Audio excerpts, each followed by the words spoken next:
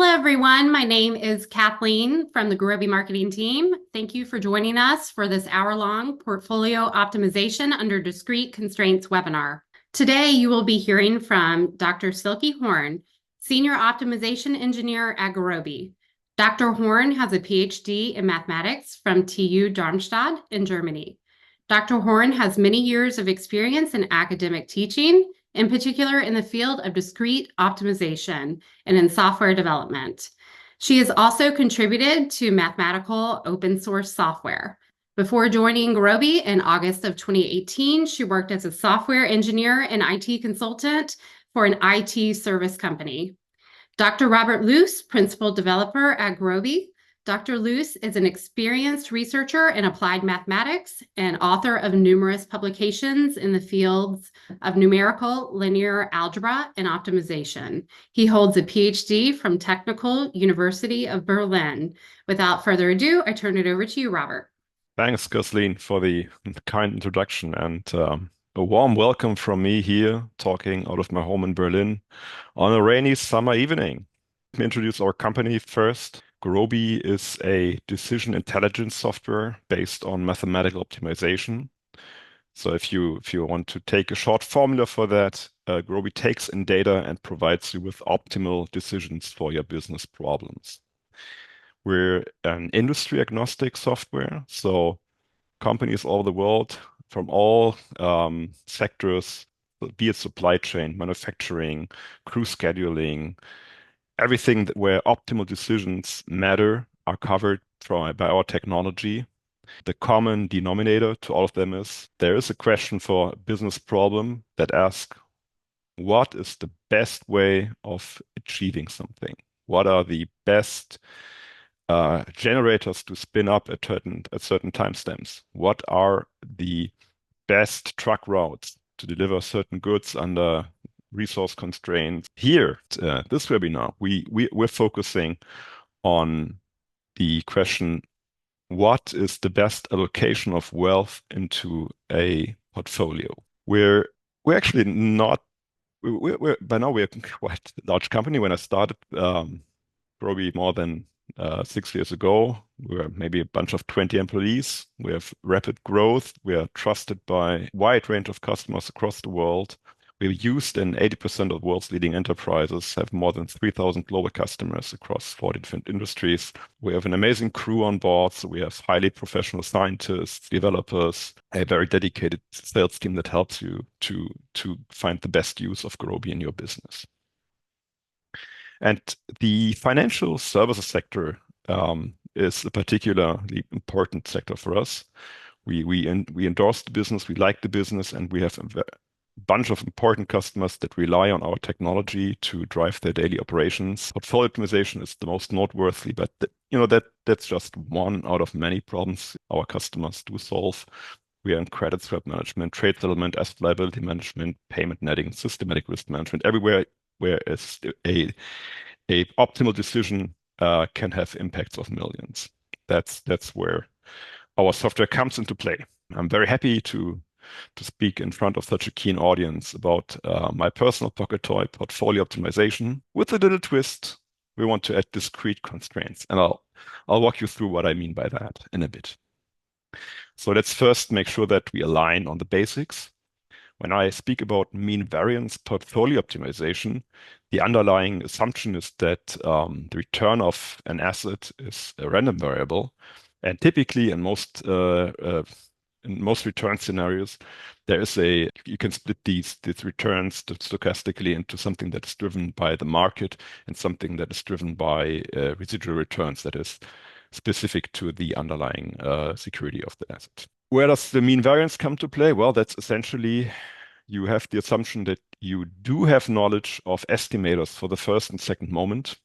And typically so if you want to do something naive, you could look at what was the return in the past and use that as an estimator. Typically, it's not a very good estimator and quite a noisy one, a risky one. But yeah, there are many ways, and you know better than I what kind of factor models to use to good estimators. And the game is always to balance the risk and the return while enforcing that you need to be fully invested. And this is a the absolutely classical continuous optimization problem in the portfolio space. So this goes back to the 1950s from Harry Markowitz, the most famous paper in portfolio optimization that started the field. Very nice geometry in there today, even today, a nice read. Now, the twist that we want to add now is in reality, we have to make discrete decisions about portfolio investments. And here's just a small list of things that immediately come to mind where discrete decisions play a role. So maybe if you invest into an asset, you don't want to invest at tiny fractions of your wealth into 500 different assets. You want to ensure that if you go for a transaction, or if you open a position, or if you change your portfolio according to some benchmark, you want to ensure that you always maintain a minimum holding size of it. So you don't want to have like 12 shares left in the end. No, that's not right. But it's a discrete decision, right? If I invest, I do need to invest at least that much. So that is not something that you can typically model in a continuous way. Same things for trade count. Maybe you want to restrict the number of trades you do to achieve the optimal portfolio given by your objective function. Maybe you want also have lower bounds on the volume that you trade. So if you do a trade, the volume of this trade must exceed a certain amount or must not exceed a certain amount. That the latter part, the upper bound, this is something that typically you can do in continuous optimization too. Or you have turnover where you ask yourself, oh, I have a given a portfolio and I have a benchmark portfolio. I want to adjust my portfolio according to the benchmark, but I don't want to trade all positions. Give me the best I can do to approach the benchmark with, say, only 35 trades. That's a discrete constraint because, well, you cannot trade more than 35. Which one should you pick? Then there's always effects of market slippage. These can typically be handled by piecewise linear approximations or by other cost functions that turn the whole thing actually into a mixed integer optimization problem or a discrete optimization problem for that sake. You can consider fixed charge. So every time you do a transaction, there's some cost in either in administration of the transaction or that's something that subsumes other costs related to a entity trade. So that's of course discrete because it does not depend on the volume. It's just a fixed cost you have to pay. If you trade it, you pay it. If you don't pay it, if you don't trade, you don't pay it. And then it goes on and on. You can ask yourself, how do I diversify by risk classes, by market sectors? How do I do the lot selection if I've bought assets in the past at various timestamps? What is the right order? What is the right order to clear them out of the portfolio to minimize tax costs of long holdings and short holdings? All that. So there's tons of creativity you can use to introduce real-world discrete decisions into portfolio optimization, and Gurobi is the tool that solves the problem in the end. And here's something this goes now more to the technical folks out there, to something to whet your appetite. So what I'm showing here on the left-hand side is the very, very classical utility-based mean variance portfolio optimization problem. So we want to maximize the return minus our risk aversion parameter times the risk prediction, so the variance of the portfolio, subject to the xi's, which represent the fractions of investment of your wealth into an asset, sum up to 1, so you're fully invested, and x be non-negative. So that's just one boundary condition. Let's assume here we do not go short on any asset, only long. So x, again, is a vector in Rn. This is the optimization variable. We would like to seek from the solver an optimal values for x. Mu is the estimator for the return, sigma the estimator for the covariance. We have gamma or risk aversion parameter, and finally the non-negativity. All right, so that's on the left-hand side. And with Gurobi, and assuming that you're a Python fan like we are at Gurobi, it's pretty much one-to-one how to model that, right? So let's go by it line by line. So you say x equal to something m var. You see there's lower bound 0, upper bound 1 appearing, and a dimension n. So that gives you your decision variables vector x. Then you add one constraint, x dot sum equals to 1. So it's pretty easy to read what that should mean, right? We're fully invested. And we need to define the objective function. What is the goal we pursue by our portfolio selection? And here you write it down like you would write it down with NumPy or whatever Python package you use for numerical computation. So it's mu times x. So mu is a vector of numbers, like it's a predictor for the return, times x. That is the vector of decision variables minus your risk aversion times x times sigma times x. So that's the quadratic function, and that will give you an optimization model for this very basic mean market width model on the left-hand side. And now, just as a toy example to convince you that it's actually easy, we want to incorporate into that basic model a very simple cardinality constraint. So here we want to do the same optimization, but this time we ask the question, what is the best portfolio if I allow myself only opening k positions, with k being less than n? So for that, you need a little bit of modeling um, thinking about it. So how do you model this with discrete variables, with binary variables, 0 or 1? So let's see. So we introduce a binary variable b with the intent, if the optimization tells b equals to 0, bi is equal to 0, it means that the ith asset must not be traded. So xi must be 0. That's the an indicator variable for the experts in the room. And then if bi is assigned with the value 1, it means that asset can be traded. And now let's look how we model this in terms of linear constraints involving x and b. So the x less or equal than b, the first of the three constraints there, they do the job. If you read it component-wise, so this is a vectorized constraint. These are actually n constraints, xi less or equal than bi. It means that if bi is 0, xi must be less or equal than 0. That is, x must be 0. So this does what I want. On the contrary, if bi is 1, it just says that xi is less or equal than 1. And that's obviously totally unconstrained because we already know that the sum of the xi is already bounded by 1. And then finally, where does the cardinality come into play? This is the second constraint. So the sum over all bi's is less or equal than k. So that means at most k of the indicator variables bi are allowed to take a value of 1. Hence, at most xi's will take a value different from 0. And the trick is that we now say the solver b is a vector of 0, 1 variables. So there are n binary variables b. And so I'm sure for the math freaks here in the room, this is what makes the problem then from polynomial solvable to NP hard. And this is what Gurobi can solve. So let's see how does it look in Python. It's totally analogous. We add another set of variables, b equals to that add m bar thing, gives us back a vector of binary variables. You see it by the v type. The v type stands for variable type. And then we add the constraints exactly as we see them on the left-hand side. So m dot add constraint as x less or equal than b. Again, this is a vectorized constraint saying these are actually n constraints then. So each xi is less or equal than bi. And we add the cardinality constraint, b dot sum less or equal than k. This tells us we're allowing only at most k of these variables to take the value 1. And that's all. So, and that was, of course, just a tiny toy model, but it's not pointing out such kind of problems cannot be solved with, cannot be modeled with convex optimization problems. These will always be heuristic or approximation. By using a MIP solver or a discrete solver like Gurobi is, you get a certificate of the quality of the solution, and you get the truly optimal solution for that NP-hard problem.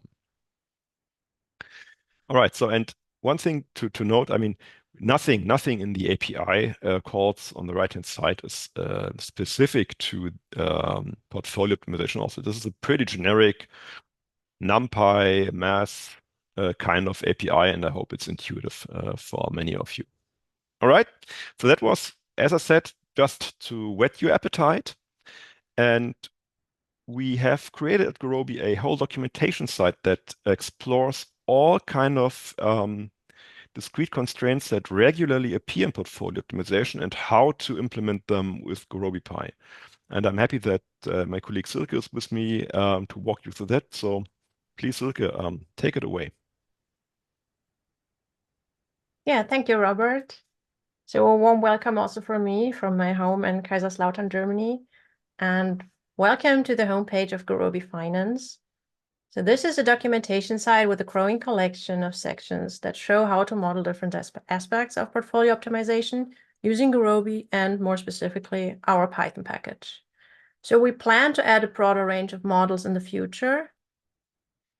For now, this is all portfolio optimization and based on the classical Markowitz mean variance portfolio. Each of these sections that you see here focuses on a different portfolio feature and shows how this can be modeled using mixed integer programming. For example, you can look into turnover here, or you can look into how to model rebalancing down here.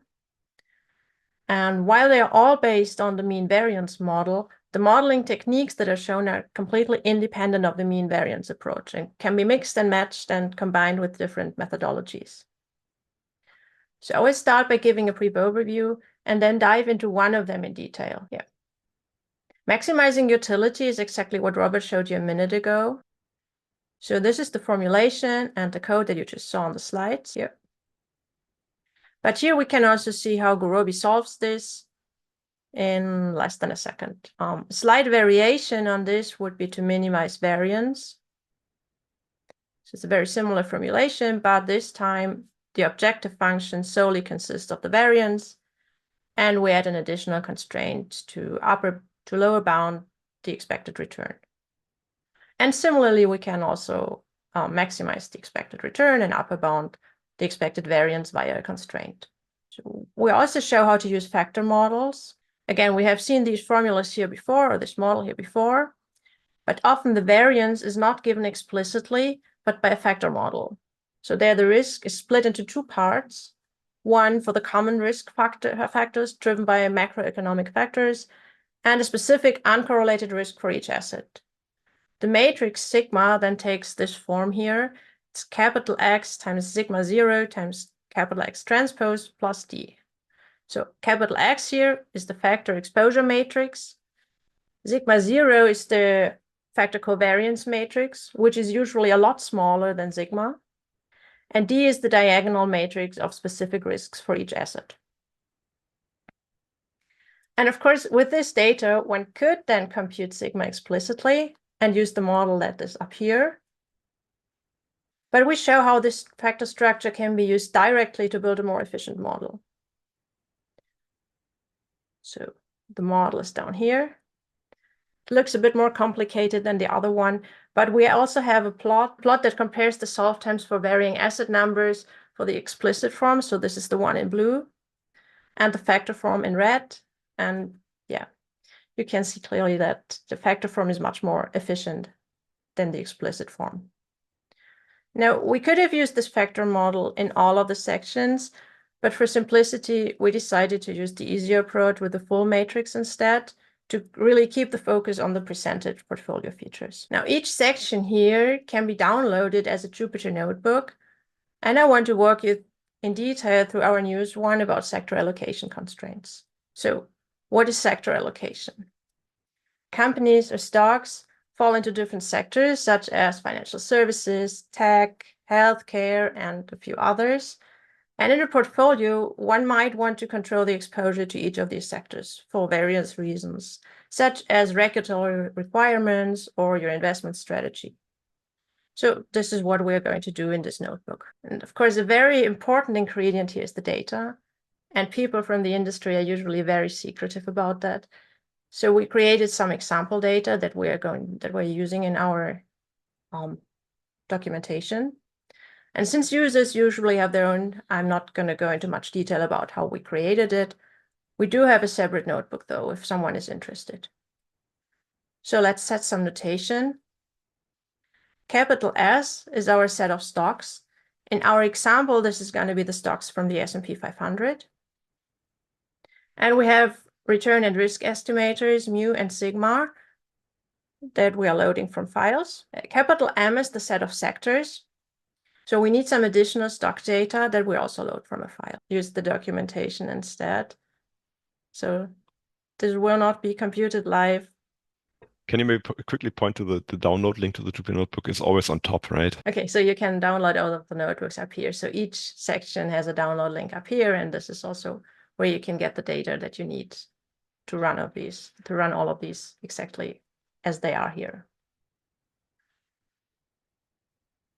Okay, so let's assume we just imported this missing data here.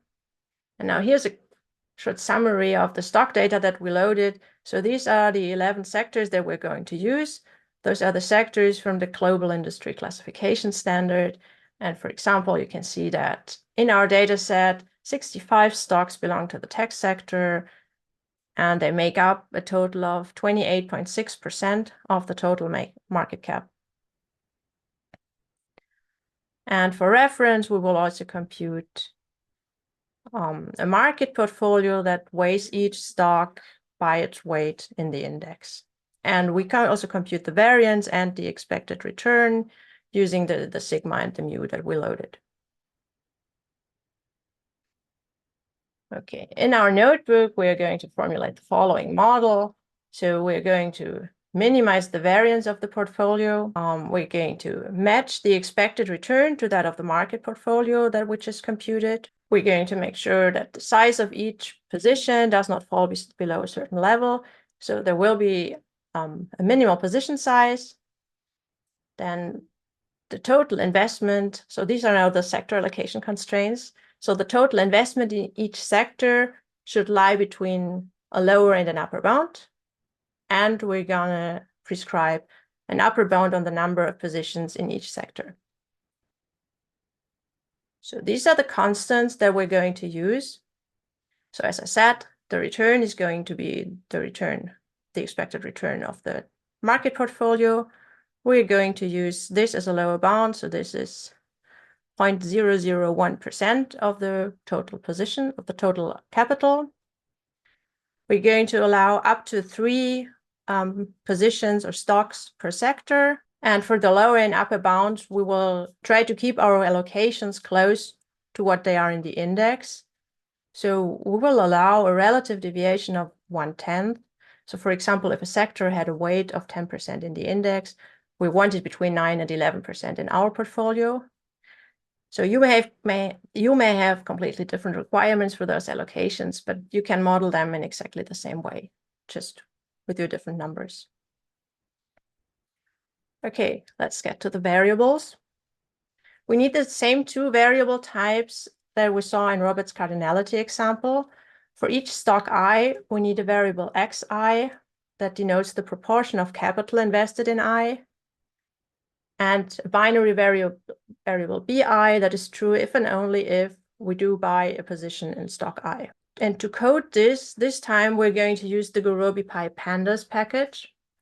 And since data is often given via pandas data structures, this can be used to very conveniently build the model directly from the data in a data frame. So we first create an empty model like this, and then we create a data frame that is going to contain our variables as columns. So we're going to take a quick look at our data frame. So this is what it looks like. We have the ticker symbol here as indices. Then for each stock, we have the market cap, the sector, the name, and here are our variables X and B, indexed very nicely by the stocks.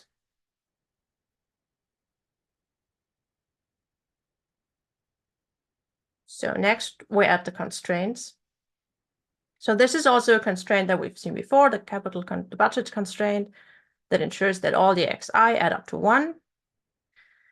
And then we have the constraint that ensures that the expected return of the portfolio must be at least our required return. This time we use basic pandas functionality to add those constraints. So for the first one, so this is similar to what we've seen before. So this time we access the variable as df model x. Then we compute the sum, and this is supposed to be equal to 1. And for the second one, again, we just do mu times df model times df model x should be greater or equal than r. And this also makes sure that the indices of mu and our variables are aligned.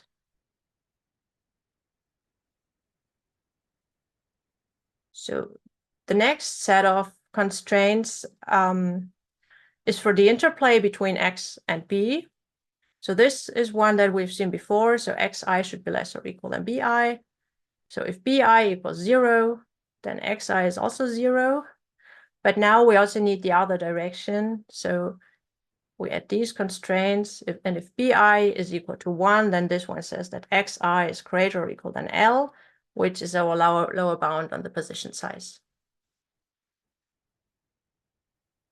And Gurobi PyPandas has some functionality to add those constraints to our model. So we have this add constors method, and we have two different ways to add them. For the first one, we simply pass a string for the constraint that uses column labels. And for the second one, because it's a bit more complicated, we have to pass the left-hand side, which is x, the model sense, which is greater or equal, and the right-hand side, which is L times B, as separate arguments to the method. Okay, and the last constraints that we need to add are the most interesting ones. So those are the sector allocation constraints. The first one says that the weight of each sector should be between the bounds for the sector, like the LM and the UM. So in order to get the weight of the sector, we have to sum up all of the xi, where the stock I is contained in the sector small m. And as I said in the beginning in our example, we will choose our lower and upper bounds to be within a certain range of the weight in the index. And for the cardinality constraint, it's going to be very similar to the example that Robert showed. So, but we're not going to sum up all BI, but just those that lie in the sector small m. And in order to form these sums over single sector, we can use the data frames group by method. So yeah, with the data frame, we group by the sector, use the x variable, the x column, which is the variable, then form the sum. And this should be less or equal than the sector's weight times. So this is our relative deviation that we allow. And that's for the upper bound. The lower bound is very similar, and the same here for the binaries, but this time we use b instead of x. And then these are our sector allocation constraints. So the objective is the quadratic term that we've seen before. So x transpose sigma x. And this also translates directly into Python code, like you see here. And a short remark for the pandas experts. So df model x is a pandas series, and matrix multiplication with sigma from the left and the right also aligns the indices. So this is a very nice pandas feature that is very helpful here. And now we could hit optimize if this were live, and then we would see that this is solved. Yeah, it was solved in about the same time on my machine here. So just under half a second. And we can also display some basic information. And then this here is the optimized portfolio. So no financial advice. And since we were actually interested in the sectors, we will also have a look at those. So this is how our portfolio looks in terms of sectors. So we see that the upper bound of 3 is satisfied for each of the sectors. And then for the technology, for example, we remember it used to be 28.6%, and now it is 25.7%. So this should be within the range that we allowed. But what if we hadn't added the allocation constraint? How different would the portfolio have looked? And to find out, we will also compute the result without the allocation constraints. So there were 3 sector allocation constraints, and instead of removing them, we will just relax the right-hand sides enough to make them non-binding. So for the weights, it is enough to put the upper and lower bounds to 1 and 0. And for the cardinality, we will set it to 100, which will be more than enough. Then this line is just here to prevent the Gurobi log output. And then we can hit optimize again. And now we have computed 3 different portfolios. So we started with a market portfolio, then we had the one with the sector allocation constraints, and the last one was the unconstrained one. And first of all, we see here that the expected return, as we were hoping for, is the same for all of them. But in the variance, we see a huge difference. So the unconstrained portfolio only has half of the variance of the market portfolio. And the sector allocation constraint, like this feature that we added to our portfolio, cost us about 10 to 15% more variance. Okay, we can also have a look at what the portfolios actually look like. So these are the 2 portfolios, the one with sector allocation and the one without. So with sector allocation in dark blue and the one without in red. And you can see, actually I cannot see too much because the vertical axis is very crowded, but you can get an idea that the portfolios are quite different. So there are some common allocations, but yeah, they are quite different. But we were actually interested in the sectors.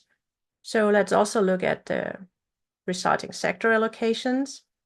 So this plot shows the allocations in the optimized portfolio with the constraints in dark blue, the ones of the market portfolio in yellow, and the unconstrained ones without the sector allocation constraints in red. And we can see that there's a huge difference between the red one and the other 2. So the blue one, the first optimized one with the constraints, is always relatively close within our 10% deviation that we allowed with the market portfolio. However, the red one is very different. For example, it skips a few sectors entirely, like these 3, and it has a very small allocation only in the tech sector. But in order to minimize the variance, it has a very huge allocation here in consumer defensive. Okay, so that's it from me. Back to Robert. Thanks, Silke. Right. That concludes our walkthrough, Gurobi Finance. I hope you like it. As said, you can download each of these chapters individually as Jupyter notebooks and yeah, play around with it. Important note for all the academics on the call. Gurobi is freely available for all students and staff at universities. So there's a self-checkout procedure to get your license. Commercial, please go to the usual prospect channel. You will get all the information on that. Okay, so what did we see? So the things that you should take with you is that Gurobi is a state-of-the-art mathematical programming software. And even though it's quite a general thing, solves a lot of things, portfolio optimization is one of the areas where this is taught. And despite the culture of using complex optimization for many portfolio optimization problems, you will quickly find out that if you add discrete constraints and mix them, typically do not have like a vanilla cardinality constraint portfolio. That's not what you typically will see in practice. You will see that the solutions we get making optimal discrete decisions have a big impact on the portfolio composition in the end. So you should try out your use case. Yeah, and final technical note, we've talked about Gurobi Pi here a lot, but if you're a C# developer, Java, C, C++, MATLAB, R, or whatever, for most languages, we have an appropriate interface. Enjoy that. And for the IT-oriented persons, no fear. It fits in any scenario. We are container-friendly software. You can use it on-prem on your laptop if you wish, or you can just use Gurobi in a very, very low entry software as a service setup. And yeah, read through gurobifinance.readthedocs.io, and that concludes our neat little presentation. Thank you all for being here with us. I enjoyed the time. And that's it from me. Thank you, Silke and Robert. We will now turn to our Q&A portion of the webinar with Gurobi's technical account manager, Zed Dean, and optimization engineer, Dan Steffi. I believe we have our first question, Zed. Okay, hello everyone. Many of the audience actually asked the following question: What is the largest size a Gurobi problem can be solved? So, what's the largest problem that Gurobi can solve? Right. Yeah. So technically, like from a technical boundary, like from a computer science perspective, I think it's safe to say that problems with not more than roughly 2 billion rows and constraints can be solved or can be at least processed. Let's put it that way. Some customers always do solve gigantic problems with Gurobi with success. It does not mean it can solve every problem of that size, but we do regularly solve business problems with thousands, 10,000, even hundred thousands of discrete variables. And a follow-up question to this one was in particular, what is the largest size the binary vector B can take in the cardinality constraint? Yeah, so you can do the math. If the total number of variables and constraints must not exceed 2 billion, you have one constraint for the sum to all, sum to one, right? You have n constraints to say it x less or equal than b. You have a variable vector x, a variable vector b. So roughly it's then what is it? 250 million, roughly. Yeah. So that's a technical limit. I'm not sure there's a use case for portfolio optimization over 250 million different assets. If you do this, you probably got a problem. Yeah, in all the examples we Okay. ran, I don't think I've ever seen one where, even if it was unconstrained, where it was using more than a 2-digit number of assets.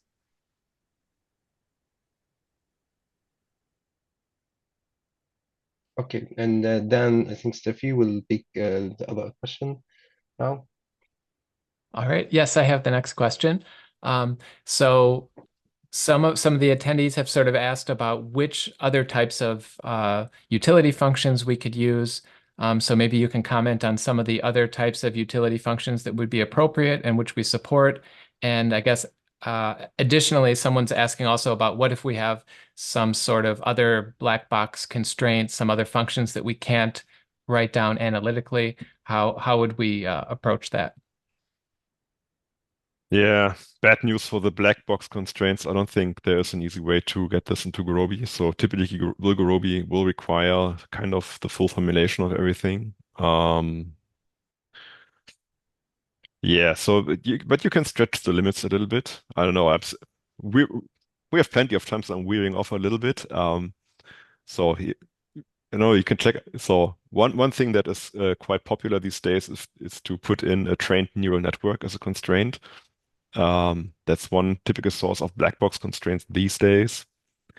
We have a package that does that can take a trained predictor and put it as constraints, connecting input and output variables to constraints and then optimize over them. But that's an aside.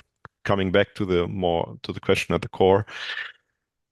Different utility function. Yeah, so top of the list is conditional value at risk or related measures. This is something, if you think about it, that eventually, if you discretize the measure appropriately, that ends up with as a linear optimization problem, potentially with discrete constraints to model the discrete decisions. But yeah, this is something that we haven't. It's not part of our documentation yet, but it's on the top of our backlog. We know this is great, and we want to show it how to do this.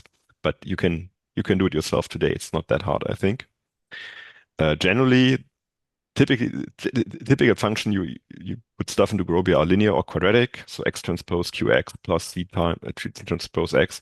But there's a ton of additional gimmicks. Like if you have log entropy, these are typically sums of log of xi or 1 over xi, something like that. You can model these too. So we have nonlinear modeling functionality in Gurobi 11 that will also be solved to global optimality, or you can alternatively use our built-in piecewise approximation feature on that.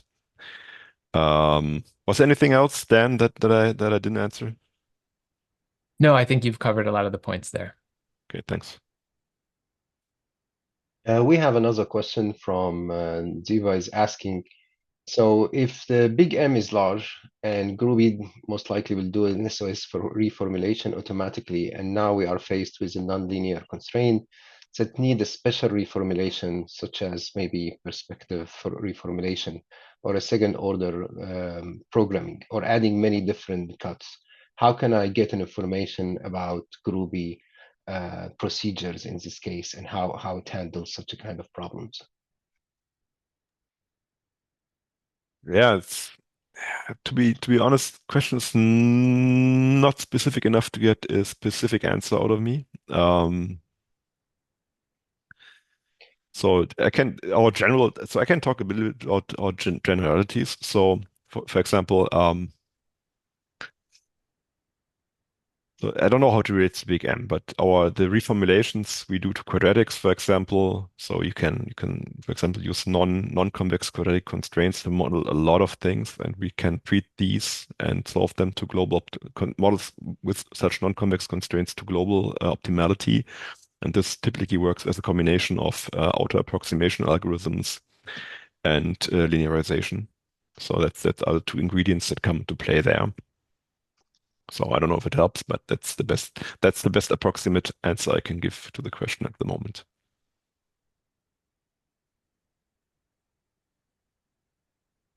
All right, I guess I can ask the next question. One of our attendees is just asking about the sort of the adoption of these approaches in the finance industry right now. So maybe you could just comment on what kind of use cases, some of the use cases you've seen from our customers, and what you think about I guess, the level of adoption of optimization, particularly with discrete constraints in practice right now. Okay, this is just my view, right? So when I talk to subject matter experts, to hedge fund managers, to portfolio managers, and to quants, I think it is a well-established tool in there. So generally, portfolio optimization. So portfolio optimization is a paradigm that you use optimization technology to find optimal portfolio. It's a commodity tool. I think the awareness of how far you can push this theme. This is something I see growth opportunities for the finance sector to adopt this, to embrace technology even more.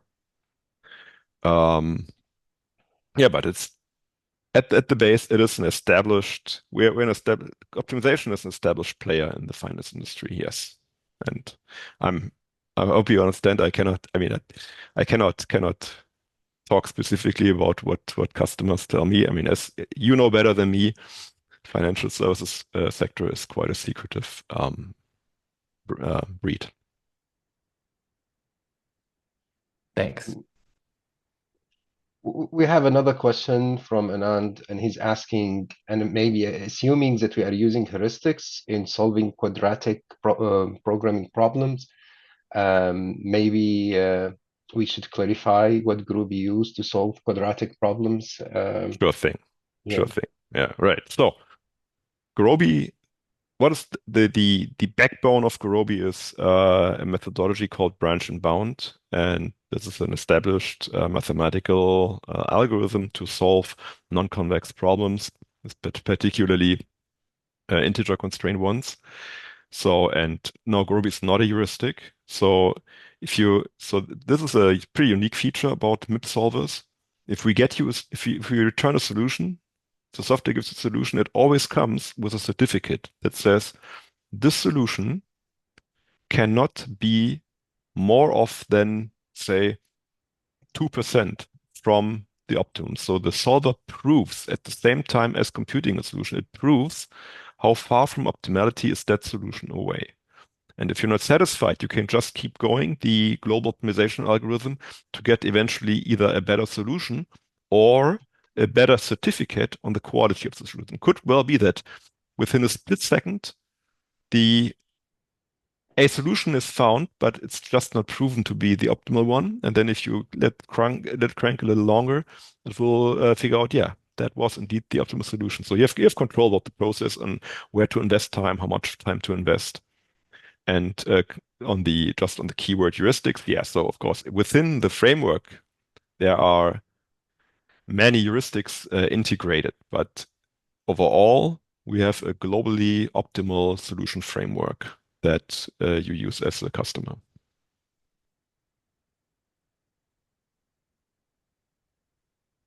All right, I'll ask the next question. One of our users is asking, how does Gurobi handle multiple objective functions? So maybe you can just talk about some, approaches for that. Yeah, Silke, do you know something about that? Sure. So in a MIP, Gurobi has some built-in functionality for that, like a built-in API. You can specify multiple objectives, and then Gurobi will solve the first one, and then add the objective of the first one as another constraint to ensure that solving the next objective will not degrade the first objective or prior objectives, and then it will go on to the next one. And it will do this until there are no more objectives left. So this was the hierarchical approach. There's another one. You can actually have Gurobi automatically blend them together, like a weighted sum of the different objectives, and then it will solve them as one objective. And you can, of course, also mix them. We have another question from the audience is asking like if the objective function only contained variance, how did you get an optimal return then? I'm not sure if the question is really clear, but can you try to comment on that, Silke or Robert? Yeah, so in the last in the example that I showed in detail, the objective function only contained the variance. So we were trying to get the variance as small as possible, but we added a constraint that ensured that the expected return would be at least a certain value. So we did not maximize the return, we just prescribed a lower bound on it.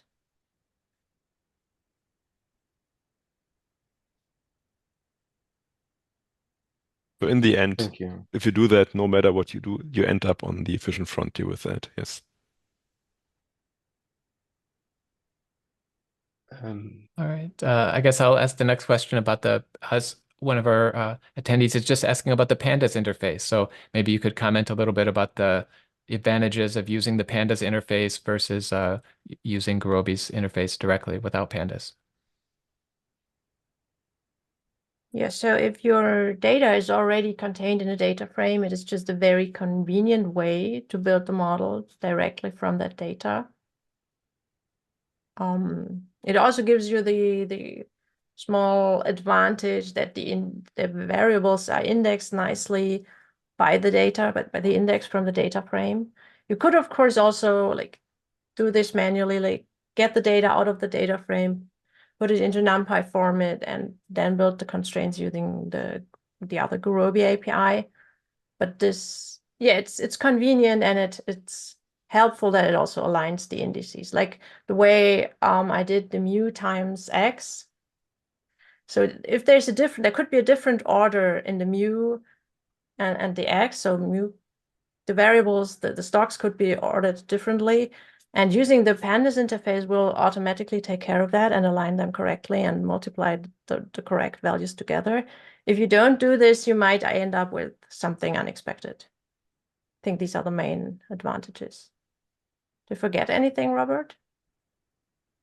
Yeah, there are tons of convenience features if you're a pandas heavy user. So we have implemented a whole accessor API for series and data frames so that you can do all these tricks with chains and things quite conveniently involving Gurobi solution data or model attributes. Yeah, so check it out. There's actually a project on PyPI, so gurobi-pandas, which we actively maintain, and it's every pandas user I've met is thrilled about it. So if you're working with pandas and want to do something with optimization, just try it. Yeah, another example would be the group by feature that I used for the sector constraints. So this is the main reason why we decided to use it for this one example, because otherwise it would have been a very long line of code doing this, like filtering out all of the stocks by sector. And so we could just conveniently use the built-in pandas function. Thank you, Silke. Thank you, Robert. We still have actually two of our audience still questioning the size of the problem in a practical way. I know, Robert, you mentioned that the limitation of the system by itself going maybe 20 billion variables, but especially in terms of the vector B, that that may dictate how complex the problem is. If you can comment a little bit further on how big that practically could be from I think I perspective. alluded to that. Yeah. I mean, we do solve on a regular basis customer models with tens of thousands or hundreds of thousands binary variables. This is not uncommon. Yeah. Okay, thank you, Robert. I think that's But more on the other hand, question. you can build really small models that are almost impossible to solve.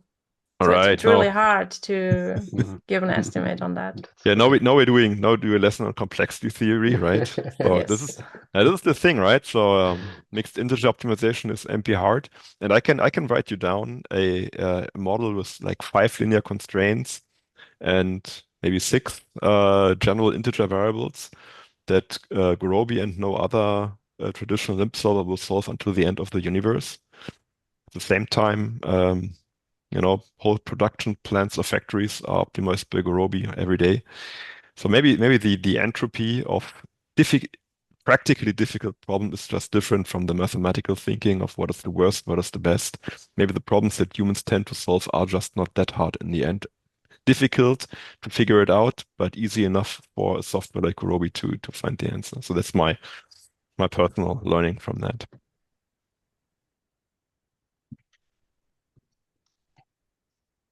All right. The next question is related to maybe one of our first questions about representing different types of functions. So someone's talking about representing, let's say, a log utility function using piecewise linear approximation, and asking, of course, I guess they could use piecewise linear approximation to represent whatever function they have. Maybe you could also just talk a little bit about, how we handle nonlinearity via piecewise linear approximation versus linear outer approximation. Sure thing. Yeah. So we have a pretty general algorithmic framework internally that can deal with functions of the form y equals to f of x, where x is a variable and y is a variable. And f is hence a univariate function. And if you browse the list of constraints that framework supports, you find all the traditional trigonometric ones and power functions, logarithmic function, and logistic function, in fact, as well. And there are generally 2 modes of operations for these.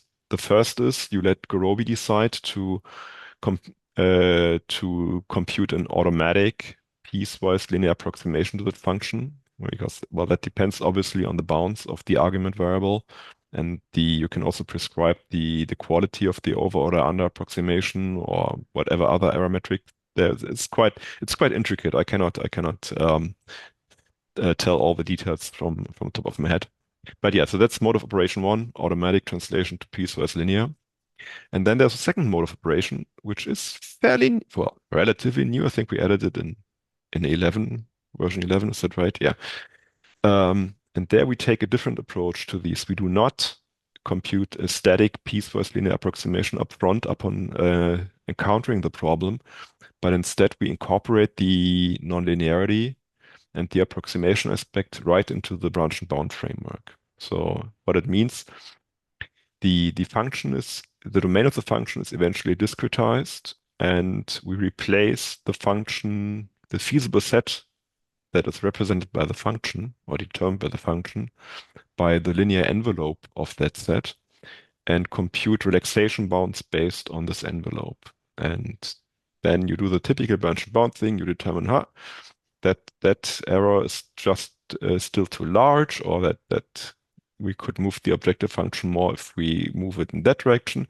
And then you do branch and bound thing. You find a branching variable, find a branching point for that linear envelope, and you split up the domain into subparts.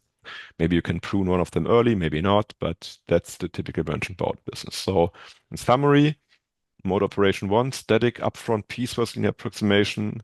Option 2, use kind of a dynamic piecewise linear approximation approach based on spatial branch and bound. These are the algorithmic choices that you have.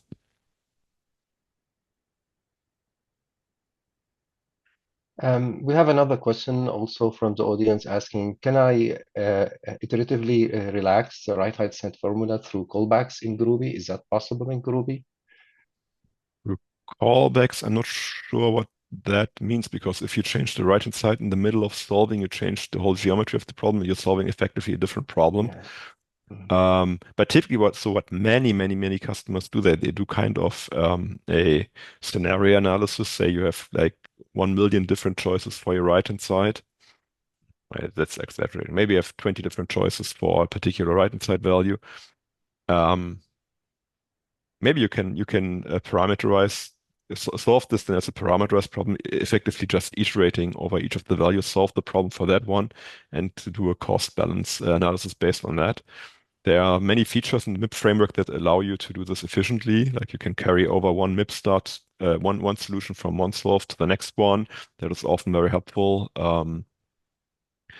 Yeah, so no, you cannot change the right-hand side in the callback. If you're looking for solving a parameterized set of problems, you're probably the best, at least in the MIP way. For continuous problems, you have much more filigrane methods, right? This is about sensitivity analysis in the end of convex optimization problems. But we're talking MIP here, right? So for MIP, you probably just have to reiterate or use our very cool scenario feature, which can help from time in certain settings. Yes, plenty of options. All right, that's all we have time for today. Thank you to Silky, Robert, Dan, and Zed. I know we had so many more questions that were coming in that we weren't able to answer live. If we are unable to answer your question, we will reach out to you shortly. Thanks again, and we hope to see you at our next webinar.